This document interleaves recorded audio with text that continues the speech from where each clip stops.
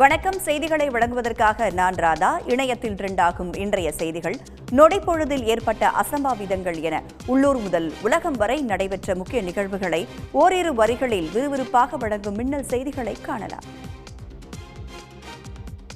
கரூரில் விஜய் பரப்புரை கூட்ட நெரிசலில் சிக்கி 41 பேர் உயிரிழந்த சம்பவம் குறித்து விசாரிக்க ஐஜி அஸ்ரா கர்க் தலைமையில் சிறப்பு புலனாய்வு குழு அமைத்து சென்னை உயர்நீதிமன்றம் உத்தரவிட்டுள்ளது.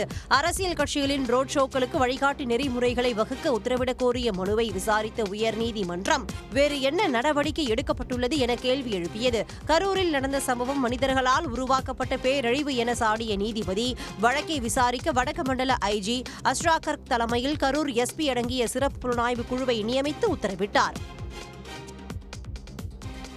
சென்னை அடையாறு, எம்ஆர்சி நகர், மயிலாப்பூர் உள்ளிட்ட பகுதிகளில் தெரிந்த வானவில்லால் பொதுமக்கள் உற்சாகமடைந்தனர். சென்னை மற்றும் புறநகர் பகுதிகளில் அதிகாலையில் லேசான மழை பெய்தது. இந்நிலையில் காலை நேரத்தில் தெரிந்த வானவில் மக்களை மகிழ்ச்சிப்படுத்தியது.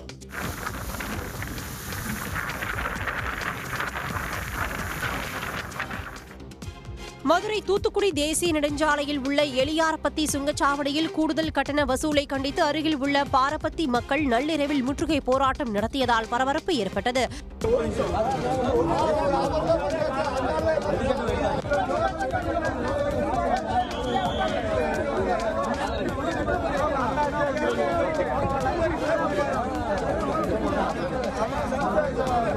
நூற்றுக்கும் மேற்பட்ட வாகனங்கள் 2 மணி நேரம் காத்திருந்த நிலையில் போலீசாரின் நீண்ட சமரச பேச்சுவார்த்தைக்கு பின் முற்றுகை போராட்டம் கைவிடப்பட்டது.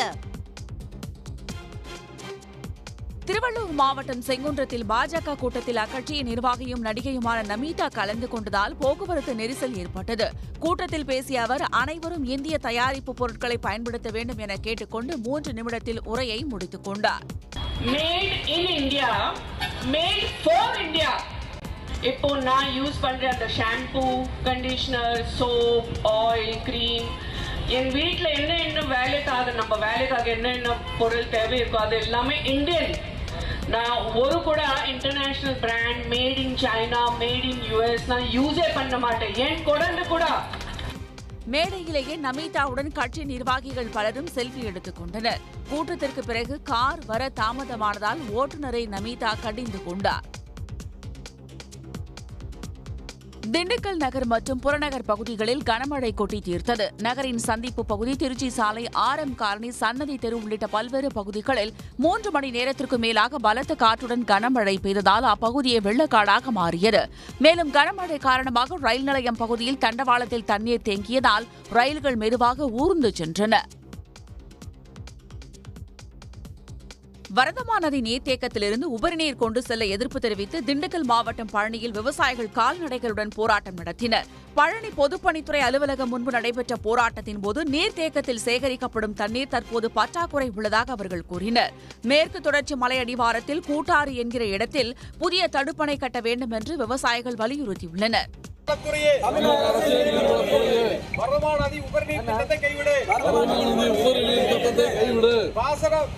விவசாயிகளின் வாழ்வாதாரத்தை பாதிக்கும் கைவிடு.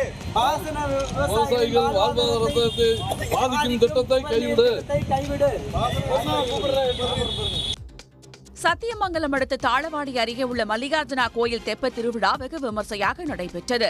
திகினாரை கிராமத்தில் மல்லிகார்ஜுன கோயில் தெப்ப திருவிழா ஆண்டுதோறும் கொண்டாடப்படுவது வழக்கம். அந்த வகையில் இந்த ஆண்டு நடந்த விழாவில் ரங்கசாமி, மல்லிகார்ஜுன சாமிகளின் உற்சவ சிலைகள் சப்பரத்தில் ஊர்வலமாக கொண்டு செல்லப்பட்டது. பின்னர் தெப்பத்தில் சப்பரம் வைக்கப்பட்டு குளத்தை 3 முறை சுற்றி வழிபட்டனர்.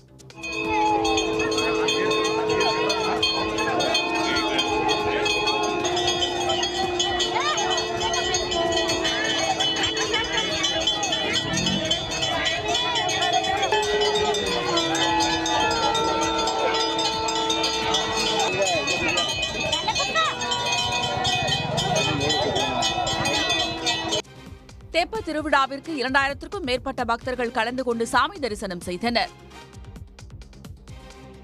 உதகையில் பிங்கர் போஸ்ட் பகுதியில் வசித்து வரும் சத்தியமூர்த்தி, தமிழ்வாணி தம்பதியினரின் வீட்டில் 10 ஆண்டுகளுக்கு ஒருமுறை மட்டுமே பூக்கும் நீல குறிஞ்சி பூக்கள் பூத்துள்ளது அப்பகுதி மக்களின் கவனத்தை ஈர்த்துள்ளது.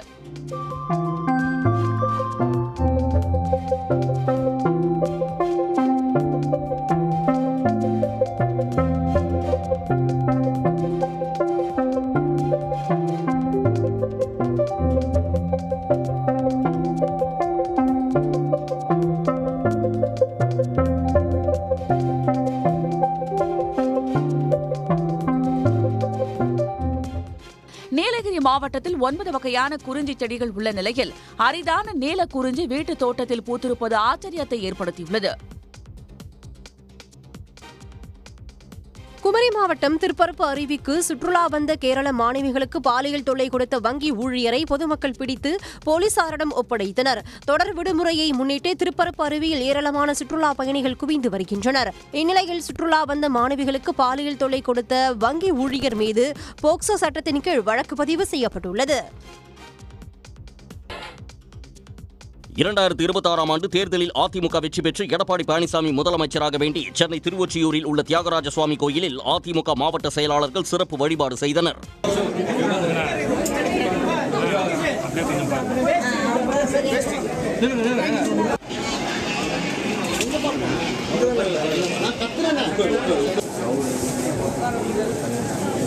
இதில் அதிமுகவின் சென்னை மாவட்ட செயலாளர்கள் பலரும் பங்கேற்றனர். இறுதியாக சிறப்பு பூஜைக்கு பிறகு சுமார் 2000 பேருக்கு அன்னதானம் வழங்கப்பட்டது. கோவில்பட்டி செயற்கை புல்வெளி மைதானத்தில் முதல்வர் கோப்பைக்கான மாநில அளவிலான ஹாக்கி போட்டி உற்சாகமாக தொடங்கியது. முதல் நாள் ஆட்டத்தில் கன்னியாகுமரி, புதுக்கோட்டை, சேலம், கோவை, ஈரோடு, தஞ்சாவூர், ராமநாதபுரம் மாவட்ட அணிகள் வெற்றி பெற்றன.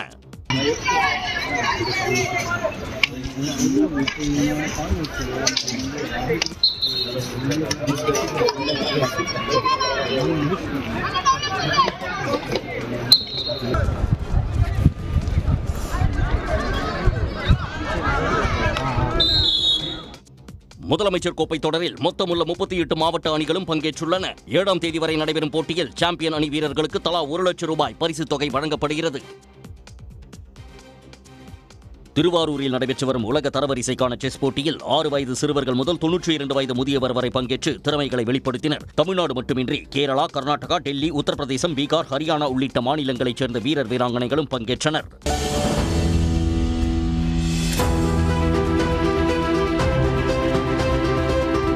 வெற்றி பெறும் புள்ளிகளின் அடிப்படையில் சர்வதேச போட்டிகளில் பங்கேற்க முடியும் என்பதால் இந்த போட்டி முக்கியத்துவம் வாய்ந்ததாக பார்க்கப்படுகிறது. கலகலப்பு படத்தில் நடிகர் சந்தானம் ஒரே வேட்டி சேலையை திரும்ப திரும்ப கொடுத்து உதவி செய்வது போல் ராஜஸ்தான் மாநிலம் ஜெய்ப்பூரில் பாஜக நிர்வாகி ஒருவர் ஒரே பிஸ்கெட் பாக்கெட்டை வெவ்வேறு நோயாளிகளுக்கு கொடுத்து போஸ் கொடுத்துள்ளார். பிஸ்கெட்டை நோயாளிக்கு கொடுத்து புகைப்படம் எடுத்த பிறகு அதனை கொடுக்காமல் பறித்துச் சென்ற வீடியோ பரவி வருகிறது.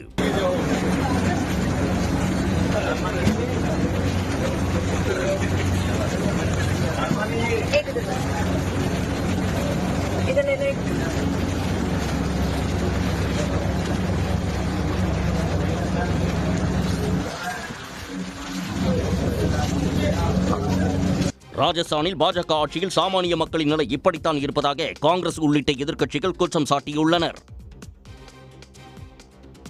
டெல்லியில் தெருநாய் கடித்ததில் ஜப்பான், கென்யா நாடுகளை சேர்ந்த விளையாட்டு பயிற்சியாளர்கள் காயமடைந்தனர். டெல்லியில் உலக பாராலிம்பிக் விளையாட்டுப் போட்டிகள் நடைபெற்று வரும் ஜவஹர்லால் நேரு அரங்கில் வீரர்களுடன் பேசிக் கொண்டிருந்த கென்யாவின் பயிற்சியாளர் மராக்கியா என்பவரையும் ஜப்பான் அணியின் பயிற்சியாளர் மெய்கோ ஒகுமட்சு என்பவரையும் அங்கிருந்து தெருநாய் கடித்தது. உடனடியாக அவர்களை மருத்துவமனைக்கு அனுப்பி வைத்த நிர்வாகிகள் அரங்கத்தில் திரியும் நாய்களை பிடிக்க ஏற்பாடு செய்துள்ளனர். சத்தீஸ்கர் மாநிலம் பஸ்தரில் நடைபெற்ற தசரா திருவிழாவின் ஒரு பகுதியாக தேர் திருட்டு நிகழ்ச்சி கோலாகலமாக நடைபெற்றது. மாடியா சமூக மக்கள் ஆண்டுதோறும் கொண்டாடும் இந்த நிகழ்ச்சி பிதர் ரைனி சடங்கு என்று அழைக்கப்படுகிறது.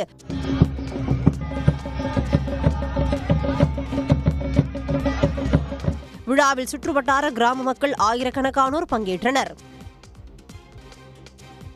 ராஜஸ்தான் மாநிலம் தித்வானா நகர் அருகேயுள்ள சுங்கச்சாவடியில் தடுப்பு கம்பியை உடைத்துக் கொண்டு வாகனங்கள் சென்றதால் பரபரப்பு நிலவியது. முதலில் லாரி மற்றும் சிறிய சரக்கு வாகனம் 2 வாயில்களில் தடுப்புகளை தகர்த்துக் கொண்டு சென்றது வீடியோவில் பதிவாகியுள்ளது.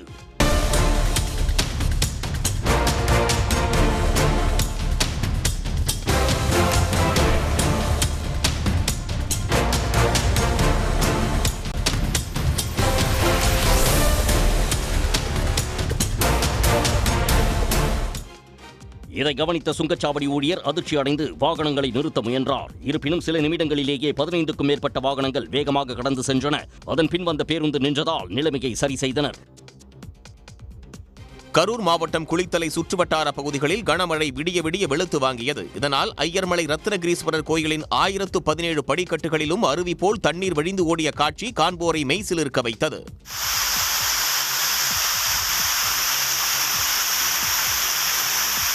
கனமழையால் குளித்தலை சுற்றுவட்டார பொதுமக்கள் விவசாயிகள் மகிழ்ச்சி அடைந்துள்ளனர்.